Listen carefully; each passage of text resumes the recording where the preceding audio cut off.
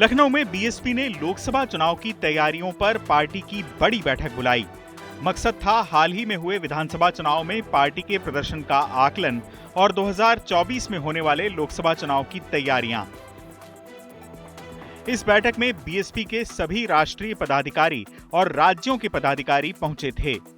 मायावती बैठक में आकाश आनंद के साथ पहुंची।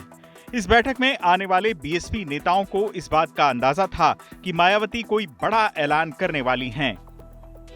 मायावती ने मौजूद नेताओं से कहा कि उनके न रहने के बाद भतीजे आकाश आनंद उनके उत्तराधिकारी होंगे। संगठन को केवल लोकसभा में लग जाने के लिए कहा है। लोकसभा की तैयारी शुरू कर दी गई है और उसमें जाकर अपने क्षेत्र में काम करिए सभी लोग। आकाश आनंद जी को क्या जिम्मेदारी? उन्हें बहन जी ने कहा कि मेरे न रहने के बाद ये पार्टी के उत्तराधिकारी होंगे।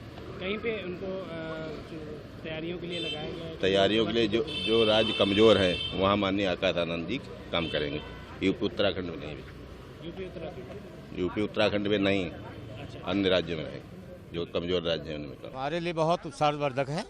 माननीय बहन जी ने हम सभी वर्कर्स के अंदर एनर्जी डालने का काम किया है। हम लोग शब्दशः उनके बताए हुए निर्देशों पर अपने कार्य क्षेत्र में जाकर जन जन तक मिलकर इस बार की लड़ाई को आगे लाने का काम करेंगे। आकाश आनंद को बड़ी जिम्मेदारी दी है, उत्तराधिकारी बनाया है। उसके लिए हम बहुत बहुत तहे दिल से उनको बधाई देते हैं और उत्साहवर्धन हमारा हुआ है। हम लोग इस बात का माननीय बहन जी का इस निर्णय का बहुत ही स्वागत करते हैं।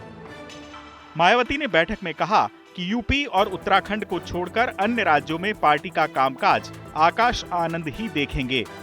आकाश आनंद मायावती के छोटे भाई आनंद कुमार के बेटे हैं। उनकी शुरुआती पढ़ाई गुड़गांव में हुई। बाद में आकाश ने लंदन से मास्टर ऑफ बिजनेस एडमिनिस्ट्रेशन यानी एमबीए की पढ़ाई पूरी की। राजनीति में आकाश की एंट्री साल 2017 में हुई, जब एक बड़ी रैली में मायावती ने उनकी सियासी पारी का आगाज किया। यानी आकाश पिछले 6 सालों से किसी न किसी रूप में बीएसपी की राजनीति में सक्रिय हैं। वो फिलहाल बीएसपी के राष्ट्रीय समन्वयक हैं। हाल ही में हुए राजस्थान विधानसभा चुनाव में आकाश आनंद की काफी सक्रियता देखी गई थी।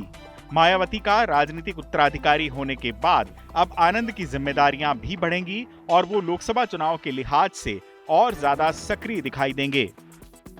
खास बात यह है कि मायावती ने यह ऐलान दानिश अली को पार्टी से निलंबित करने के ठीक एक दिन बाद किया है।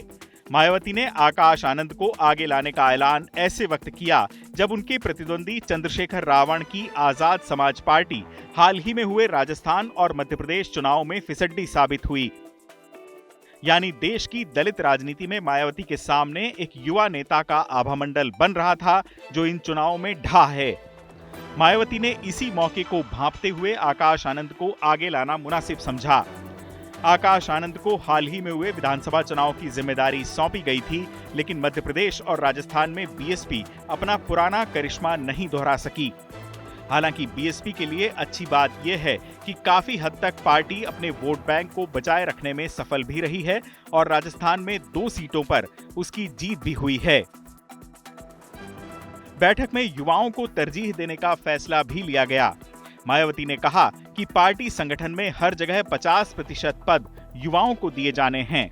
यानी आने वाले दिनों में बीएसपी में युवा चेहरों को आगे लाया जाएगा। बहन जी पहले से ही कह रही है, बहुजन समाज पार्टी में हर संगठन में हर जगह नौजवानों को 50% जिम्मेदारी देना है। उसी बहन ने कहा, उस पर हम लोग काम करेंगे। आकाश आनंद जी को जो उत्तराधिकारी बनाया सर, उसको लेकर पार्टी में क्या नहीं, बहुत खुशी की लहर है। पूरे बहुजन समाज पार्टी के लोग खुश हैं। लोकसभा चुनाव को लेकर क्या चेहरे चिन्हित करने के लिए भी कहा गया है? हाँ, तो चुनाव नजदीक आ गया है जी, तो चिन्हित किया जाएगा। ईवीएम को लेकर क्या बोला है? ईवीएम में जो कुछ हुआ वो बहन जी पहले ही बोल चुकी है। ईवीएम से जनता का विश्वास उठा है और आम जनता ये मांग कर रही है कि चुनाव को बैलेट पेपर से होना चाहिए। ये साफ तौर पर देखा जा सकता है कि पिछले कुछ चुनाव में मायावती उतनी सक्रियता से शामिल नहीं रही हैं। उत्तर प्रदेश विधानसभा चुनाव के दौरान भी उन पर उदासीन बने रहने के आरोप लगे थे।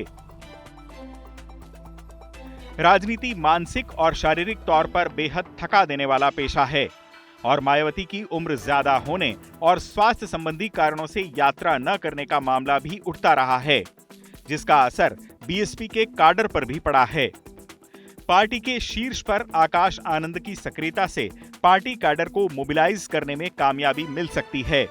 साथ ही पार्टी के फैसलों में भी तेजी आने की संभावना है। मुमकिन है इससे बीएसपी को बाउंस बैक करने का मौका मिले। लखनऊ से समर्थ श्रीवास्तव के साथ चुनाव आज तक।